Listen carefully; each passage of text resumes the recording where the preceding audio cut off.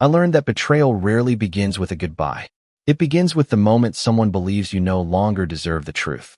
The message arrived at exactly 4:17 on a quiet Thursday afternoon while I was finishing paperwork in my office.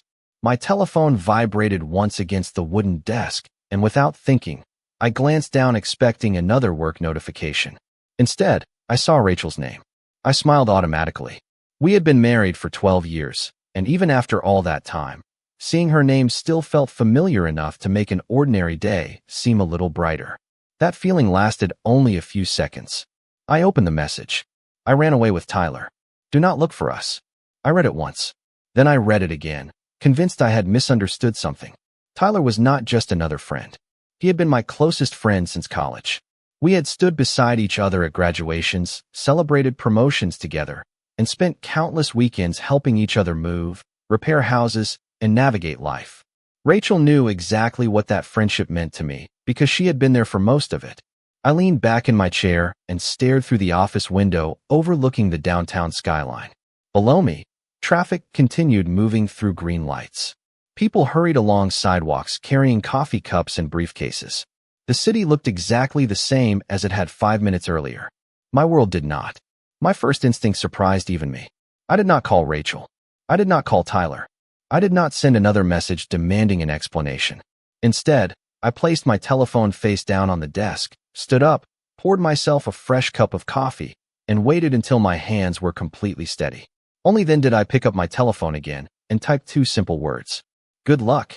I pressed send before I could overthink it. The message showed as delivered almost immediately. There was no reply. I slipped the telephone into my pocket, gathered the paperwork I had planned to finish before leaving, and completed every remaining task on my schedule. My assistant stopped by my office shortly before 5 o'clock to ask whether I still planned to attend a client meeting the following morning. I smiled politely and told her everything would proceed exactly as planned. She had no reason to believe anything unusual had happened, and I saw no reason to change that. Driving home that evening felt strangely peaceful. I expected anger, confusion, or panic. Instead, I felt an unusual clarity settling over me with every passing mile. When I pulled into our driveway, Rachel's car was gone. The garage looked emptier than I had ever seen it. Inside the house, the silence felt almost respectful. Several closets had been partially emptied. A few framed photographs were missing from the hallway. The suitcase she usually kept on the top shelf of our bedroom closet was gone. She had planned this carefully. That realization hurt far more than the message itself. I walked slowly through every room without rushing. The kitchen still smelled faintly of the coffee we had brewed together that morning. A half-finished grocery list remained attached to the refrigerator with a small blue magnet from one of our vacations. The living room throw blanket was folded neatly across the sofa exactly the way Rachel always left it. Nothing looked destroyed. Nothing looked chaotic. It looked like someone had quietly erased themselves from a life they had already decided to leave behind. I sat alone in the family room until sunset painted long shadows across the hardwood floor. My telephone remained silent. No apology arrived. No explanation followed. I realized something important during those quiet hours. If Rachel had been able to leave with my closest friend after planning everything in advance, then the marriage I believed I had been protecting had probably ended long before that message reached my screen. The text did not destroy my life. It simply revealed a truth that had been hidden from me for much longer than I was ready to admit. The next morning I woke up at exactly 6 o'clock, not because I had slept well, but because routine had always been stronger than emotion in my life. The house felt unfamiliar in its silence. Rachel had always been the first one awake on weekdays, filling the kitchen with the smell of fresh coffee while the local morning news played softly in the background. That morning there was only the sound of the refrigerator humming and rain tapping gently against the windows. I stood in the kitchen for several minutes holding an empty coffee mug before finally preparing breakfast for one. It was a strange realization that loneliness did not arrive all at once. It appeared in small details that had once gone unnoticed. As I sat alone at the dining table, I found myself replaying the previous 3 weeks instead of the previous day.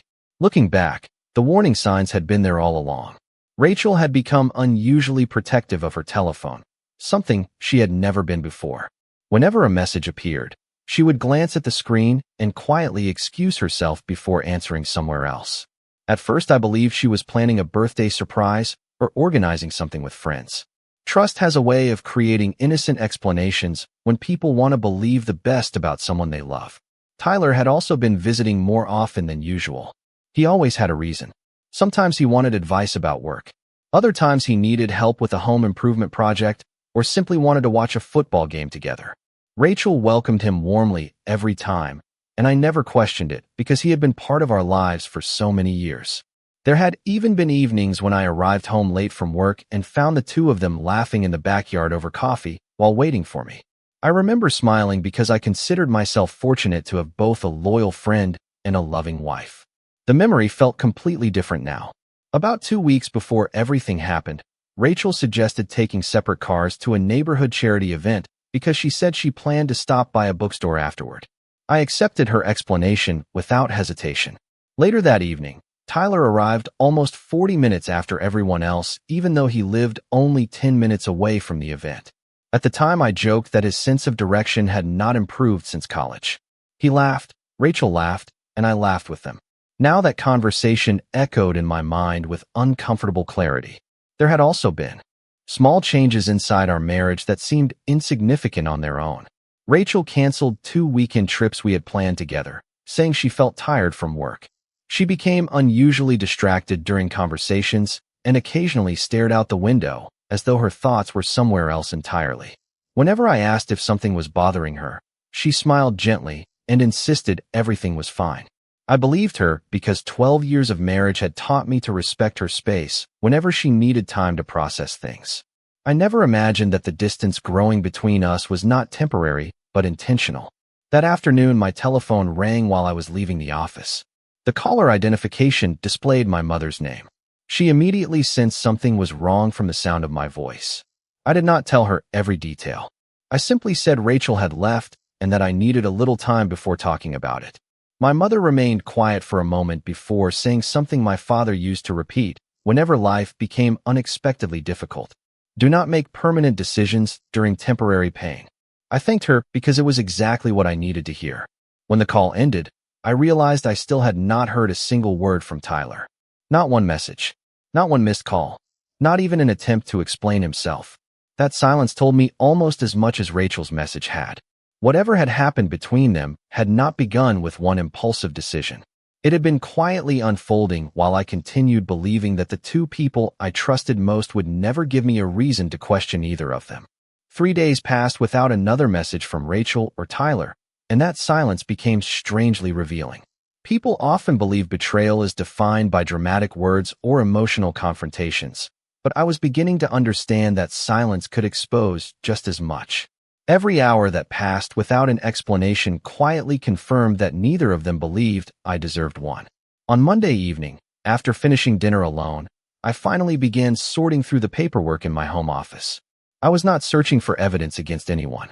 I simply wanted to understand the practical reality of the life that now belonged only to me.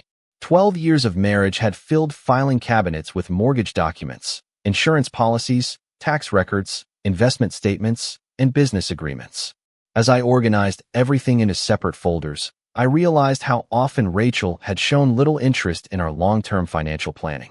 Whenever I suggested reviewing retirement accounts or discussing investment decisions, she usually smiled and told me she trusted me to handle those details because numbers bored her.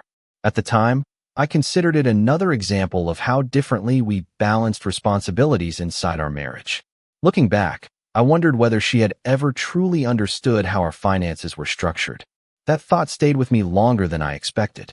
The following afternoon, I stopped by the small coffee shop near my office where Tyler and I had met almost every Friday for years.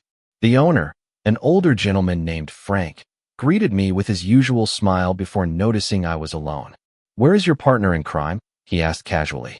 I returned a polite smile and simply answered, "He is traveling." Frank nodded without another question and handed me my usual black coffee. As I sat beside the front window, I found myself remembering dozens of conversations Tyler and I had shared in that exact corner.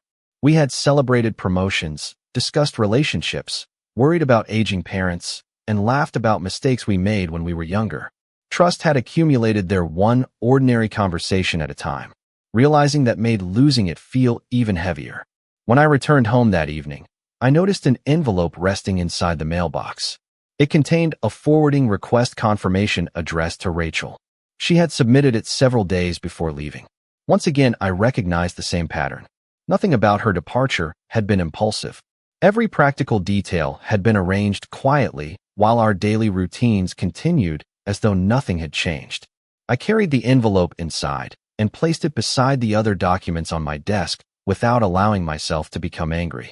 Facts deserve to be understood before emotions decided what they meant. Later that night, my telephone finally vibrated. For a brief moment, I assumed Rachel had decided to explain everything. Instead, the message came from an unfamiliar number. "Daniel, I heard something happened. If you need anything, I am here." It was a mutual friend from our neighborhood. I thanked her politely, but shared no details. Within the next hour, 2 more friends reached out with similar messages. News had already begun spreading, yet neither Rachel nor Tyler had spoken to me directly. Other people were hearing pieces of the story before I had heard the complete truth from the 2 people who owed it to me most. I turned off my telephone and stepped onto the back porch. The evening air was cool, carrying the familiar scent of freshly cut grass from neighboring yards. Across the fence, children laughed while chasing each other beneath porch lights, completely unaware that lives could change so quietly. Standing there, I realized I no longer needed to know every detail of how Rachel and Tyler had arrived at their decision. That chapter had already been written without my participation. The question that mattered now was not why they had left. It was whether I would allow their choices to determine the rest of my own story. As I looked toward the darkening sky, I quietly understood that my next step would not be finding them. My next step would be making certain I fully understood everything they had chosen to leave behind.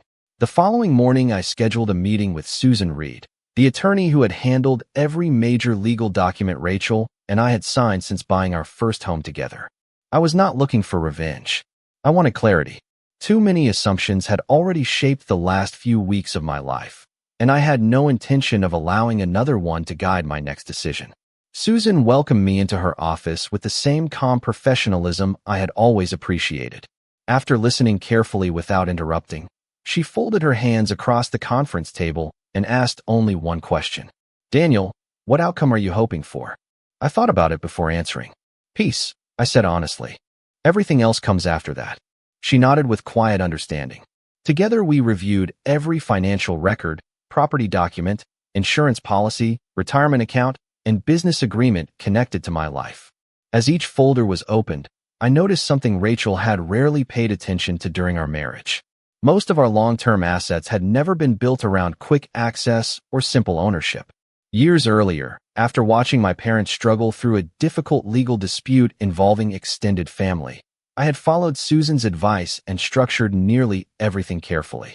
The house, my consulting business, investment accounts, and retirement planning all had clearly defined legal protections and separate ownership provisions established long before Rachel ever decided to leave. Nothing had been hidden from her. She had simply never shown much interest whenever I suggested reviewing our long-term financial planning together. Susan looked up from the final document and said gently, "Many people assume they understand their financial situation because they recognize the lifestyle it provides. That is very different from understanding how it actually works." Her words stayed with me. Rachel had always trusted me to manage paperwork because she found contracts and financial planning exhausting. I had never considered that decision important until now. Before leaving the office, Susan reminded me to remain patient and avoid emotional conversations until every legal step was completed properly. "Silence is sometimes wiser than reacting," she said. I smiled faintly because I had already discovered that lesson on the afternoon Rachel left. Driving home, I stopped briefly at the grocery store to replace the food that had spoiled during the previous week. Walking through familiar aisles with only half the usual shopping list felt surprisingly symbolic. I was no longer buying for 2 people. I was learning how to build a different routine without bitterness. When I arrived home, another unexpected reminder of the past was waiting on the front porch. Tyler's father stood there holding a small cardboard box. His expression carried visible embarrassment. Before he even spoke, "Daniel," he said quietly, "I found these while cleaning my garage. They belong to you." Inside the box were old photographs, college baseball trophies, and handwritten letters from years before Rachel had entered either of our lives. I thanked him sincerely. He hesitated before adding, "I wish I understood why my son made the choices he made." I looked at the photographs for a moment before answering. "So do I." He lowered his head briefly and apologized, even though none of this was his responsibility. After he left, I carried the box into my home office and slowly sorted through its contents. Every photograph reminded me that friendships, like marriages, are built over countless ordinary moments. They rarely collapse because of one decision alone. As evening settled outside my windows, I placed the final photograph into a storage box and closed the lid. I realized I had spent several days searching for explanations that might never arrive. What mattered now was not discovering every hidden conversation Rachel and Tyler had shared. What mattered was protecting the life that still remained in front of me. For the first time since receiving that message, I felt something quietly replacing the shock. It was not happiness, and it was certainly not forgiveness. It was clarity. Sometimes the greatest advantage after betrayal is not learning what someone else chose. It is finally understanding what you must choose for yourself. 2 weeks passed before the first unexpected crack appeared in the perfect future Rachel had apparently imagined. It did not come through a dramatic confrontation or an emotional apology. It arrived as another quiet message on an ordinary Tuesday afternoon while I was reviewing project proposals at work. The sender was not Rachel. It was Tyler's older sister, Melissa. We had known each other for years, although we rarely spoke outside family gatherings. Her message was brief. "Daniel, I am sorry to bother you. I thought you should know people are asking questions. I have not answered any of them." I thanked her politely and assured her she did not owe me any explanation. Before ending the conversation, she added one sentence that stayed with me for the rest of the day. "Things are not going the way either of them expected." I placed my telephone back on the desk without asking for details. Curiosity tempted me, but I had already promised myself I would not chase information that no longer belonged to my future. If Rachel wanted me to understand her choices, she knew exactly how to reach me. That evening I returned home and continued sorting through years of household records, gradually separating what needed to be updated from what could simply be archived. While reviewing utility accounts and insurance policies, I noticed how many responsibilities had quietly rested on my shoulders throughout our marriage. Rachel had always appreciated the stability those routines created, but she rarely participated in the planning behind them. She often joked that I enjoyed spreadsheets more than anyone should. I would laugh and tell her that planning today made tomorrow less stressful. Looking around the quiet house, I realized those habits were now providing me with something far more valuable than organization. They were providing certainty. Later that week, Susan called to confirm that every necessary legal document had been filed correctly and that the remaining administrative steps were progressing exactly as expected. Before ending the call, she reminded me of something we had discussed during our first meeting. "Daniel, never confuse someone's confidence with preparation. They are not always the same thing." I understood what she meant. Confidence often depends on assumptions, while preparation depends on facts. Rachel had always seemed confident that leaving would immediately create a better life. Whether that confidence rested on reality was no longer something I could control. Friday afternoon brought another unexpected moment. I stopped at the same neighborhood grocery store I had visited countless times with Rachel over the years. As I pushed my cart through the produce section, I noticed an older couple quietly discussing which apples to buy. The husband reached for the wrong variety, and his wife smiled before gently correcting him. They laughed together over something so ordinary that most people would never remember it. I stood there for a second longer than necessary because I realized relationships are rarely defined by extraordinary moments. They are built through thousands of small conversations that teach two people how to move through life together. Somewhere along the way, Rachel and I had stopped having those conversations without either of us recognizing what we were losing. When I arrived home, another message waited on my telephone. This time it was from Rachel. It contained only 4 words. "Can we talk soon?" I stared at the screen for several moments before setting the telephone aside, without answering immediately. Only 16 days earlier, she had believed 2 sentences were enough to end 12 years of marriage. Now she wanted a conversation. I felt no satisfaction, no anger, and no desire to punish her with silence. Instead, I felt something far more unexpected. Distance had given me perspective. The man who had read her message in stunned silence on that Thursday afternoon was already beginning to disappear.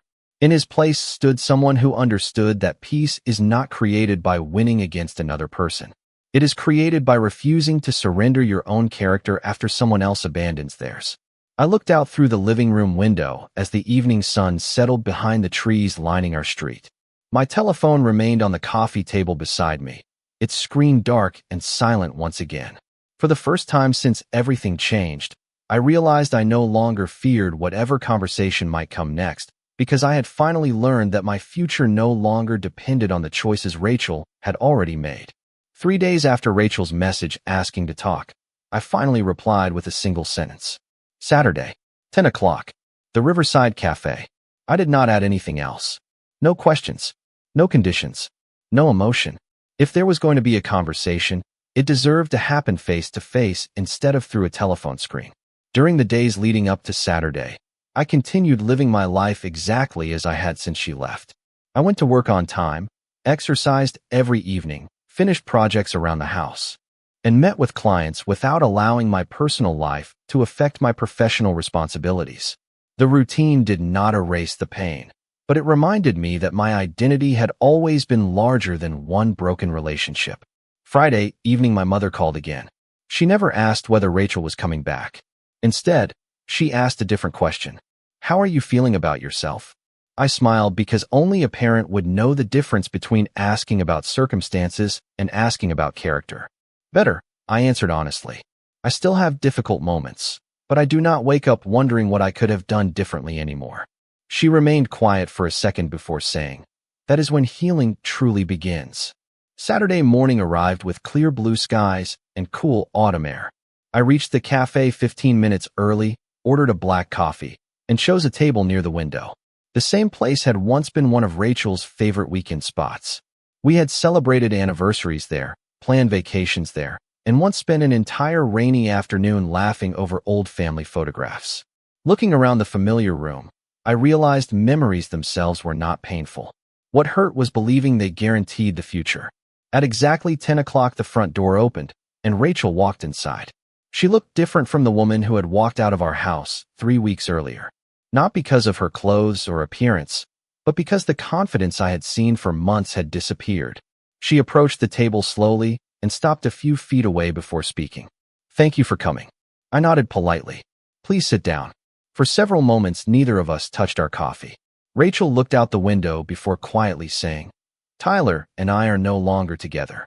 I listened without interruption. We realized very quickly that we had built everything on excitement instead of reality, she continued. Once ordinary life started, everything fell apart. She paused and looked directly at me. I know that does not excuse anything. I appreciated that she did not try to blame circumstances or anyone else. She simply accepted responsibility for her own choices. After a long silence, she took a slow breath. I thought I was running towards something better. Instead, I lost the person who had always been beside me. I folded my hands together and answered carefully. Rachel, what happened after you left is not the part that changed my life. She looked confused. Then what did? I met her eyes calmly. The moment you decided I was the last person who deserved the truth. Tears filled her eyes, but she did not look away. I know, she whispered. I have replayed that moment every day.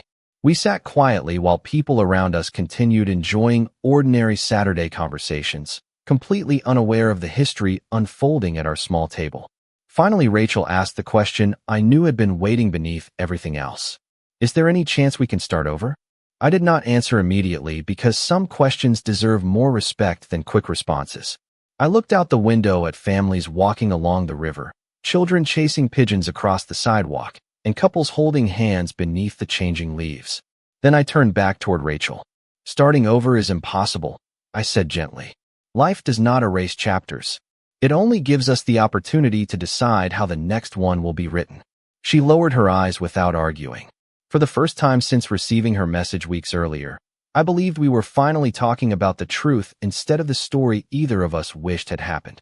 Rachel remained silent for several seconds after my answer, her fingers wrapped around the coffee cup that had long since grown cold. She did not try to argue with me or persuade me to change my mind. Instead, she nodded slowly, almost as though she had already expected my response before walking into the cafe. "I spent every day thinking you would be angry," she said quietly. "I never imagined you would simply move forward." I looked at her calmly before answering. Anger would have kept me connected to what happened. I needed to learn how to let go instead.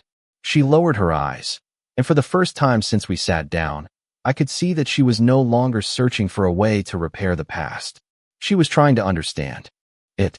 "Tyler kept telling me we deserved a fresh start," she admitted. "Everything sounded exciting while we were making plans. We convinced ourselves that happiness was waiting somewhere else." She paused before adding, "We never talked about ordinary life. We never talked about responsibilities, finances, trust, or what would happen after the excitement disappeared." I listened without interruption. Those answers no longer surprised me because they matched everything I had slowly realized during the previous weeks. Sometimes people mistake escape for freedom until they discover that every decision eventually meets reality. Rachel took a slow breath before speaking again. The first week felt like an adventure. By the second week, we were arguing about things that had never mattered before. By the third week, we barely recognized each other.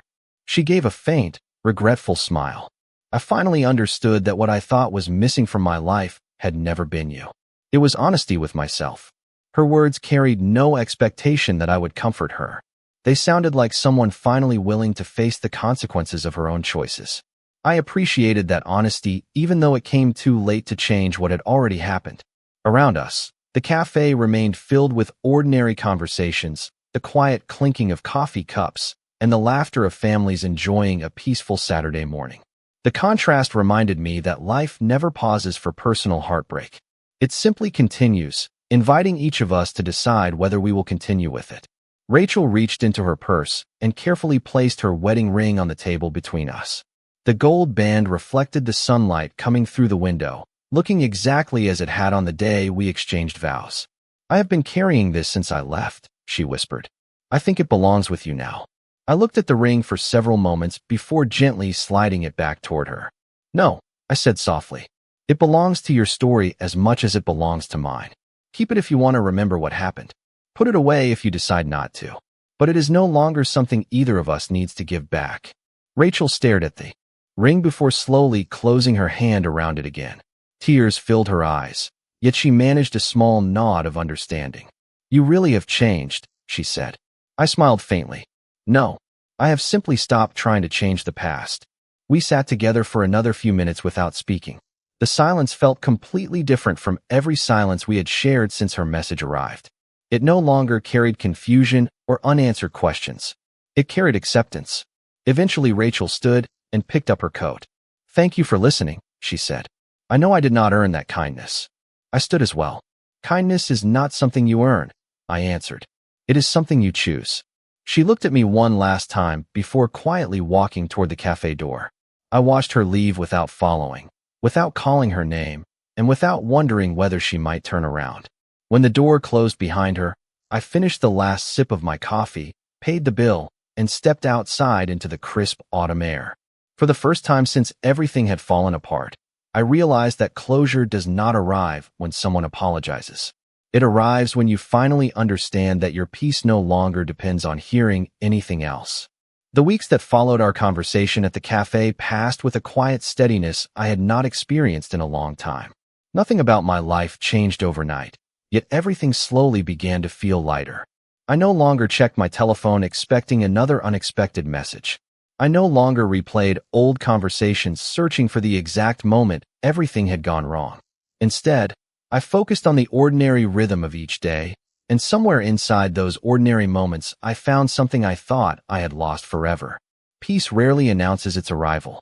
It simply appears one morning when you realize your first thought is no longer about the person who hurt you.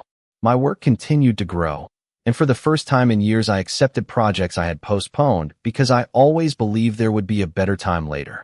I spent weekends finishing small improvements around the house, planting new flowers in the front yard, repainting the guest bedroom, and replacing the old wooden fence that Rachel and I had talked about repairing for almost 2 years. Every completed project reminded me that progress is built one decision at a time. One evening, my mother came by for dinner carrying a homemade apple pie, just as she had done countless times throughout my life. After we finished eating, we sat on the back porch watching the sunset paint the sky in shades of orange and gold. She smiled before saying, "This house sounds different now." I laughed softly. "Different how?" She looked around the quiet backyard before answering. "Not quieter. Calmer." I understood exactly what she meant. Silence created by loneliness feels heavy. Silence created by acceptance feels peaceful. A few days later, I received one final letter from Rachel. It arrived through the mail instead of a text message, written carefully by hand on simple stationery. She did not ask for another meeting. She did not ask for another chance. She simply thanked me for treating her with dignity during the hardest chapter of both our lives. She admitted she had spent months blaming circumstances instead of accepting responsibility for her own decisions. She wrote that losing the marriage had forced her to confront parts of herself she had ignored for years. When I finished reading the letter, I folded it neatly, placed it inside a small storage box with other important memories, and closed the lid. I did not keep it because I wanted to relive the past. I kept it because every chapter of life, even the painful ones, helps explain the person we eventually become. As autumn slowly turned toward winter, I met an old colleague for lunch downtown. During our conversation, he asked whether I had ever considered moving to another city for a new opportunity. Months earlier, I probably would have dismissed the idea immediately because I believed my future had already been decided. This time I smiled and said I was willing to consider possibilities I had never imagined before. Walking back to my office afterward, I realized betrayal had not taken away my future. It had simply removed the future I thought I was supposed to have. That difference mattered more than I had ever understood. One Saturday morning, I returned to the riverside walking path near the cafe where Rachel and I had shared our final conversation. Families pushed strollers along the trail, runners passed quietly in both directions, and children laughed while feeding ducks near the water. Life looked remarkably ordinary, yet I no longer viewed ordinary as something insignificant. Ordinary mornings, honest conversations, dependable friendships, and peaceful evenings had become the very things I valued most. As I stood watching the river move steadily beneath the bridge, my telephone vibrated once inside my jacket pocket. It was a message from Susan confirming that every remaining legal matter had been completed successfully. I smiled, slipped the telephone back into my pocket without another thought, and continued walking. For the first time in many months, I was not moving away from the past. I was simply walking toward a future that finally belonged completely to me. Nearly a year has passed since the afternoon my telephone vibrated with the message that I once believed would define the rest of my life. Looking back now, I realize it did define my life, but not in the way I expected. It was never the ending of my story. It became the beginning of a different one. Spring returned to our neighborhood just as it always had. The maple trees lining our street filled with fresh green leaves, neighbors worked in their gardens, and children rode bicycles until the streetlights came on. The world had never stopped moving because of my heartbreak. It had patiently waited for me to begin moving with it again. My consulting business continued growing beyond anything I had imagined. Projects that once seemed too ambitious gradually became routine because I finally had the time and emotional energy to pursue them. I accepted an opportunity to mentor younger professionals entering the industry, and every Friday afternoon I met with a small group of recent graduates who reminded me that every stage of life carries its own uncertainty. They often asked about success, planning, and difficult decisions. I rarely spoke about my marriage, but I always encouraged them to value honesty above comfort because uncomfortable truth almost always costs less than comfortable deception. One Sunday afternoon, I visited my parents' graves for the first time since everything had happened. I placed fresh flowers beside the headstones and sat quietly beneath the old oak trees surrounding the cemetery. My father had once told me that a person's character is revealed most clearly after disappointment, not during success. At the time, I thought he was talking about business or financial setbacks. Sitting there that afternoon, I finally understood what he had truly meant. Character is measured by what we refuse to become after someone else has wronged us. Before leaving, I thanked them silently for lessons they had given me long before I realized I would someday need them. Several weeks later, I received one final piece of news through mutual friends. Rachel had accepted a position in another state and planned to begin a completely new chapter of her life. I wished her well in my heart without feeling the need to contact her. Tyler had also moved away, and although our paths might someday cross again, I no longer spent time imagining what I would say if they did. Some conversations belong to the past because every meaningful word has already been spoken. One quiet evening, I sat on my back porch watching the sunset settle behind the familiar rooftops of the neighborhood. A gentle breeze moved through the trees, carrying the same peaceful sound I had heard countless times before, yet everything felt different because I was different. I thought about the 2 words I had sent on the day Rachel left. At the time, they were simply the only response I could honestly give. Now I understood their deeper meaning. Wishing someone good luck is not surrender. Sometimes it is the moment you stop trying to control another person's choices and begin taking responsibility for your own future. I stood, walked back inside my home, and turned off the porch light before heading upstairs. The house no longer felt like a place filled with memories of loss. It had become a place filled with evidence that healing is possible when dignity is stronger than resentment. If there is one lesson I will carry for the rest of my life, it is this. Trust should never be given carelessly, love should never replace honesty, and peace should never depend on another person's decisions. In the end, the greatest victory was not proving anyone wrong. It was waking up each morning grateful that I had remained faithful to my own values when everything around me seemed to fall apart. That quiet certainty became the happiest ending I could have ever hoped to find.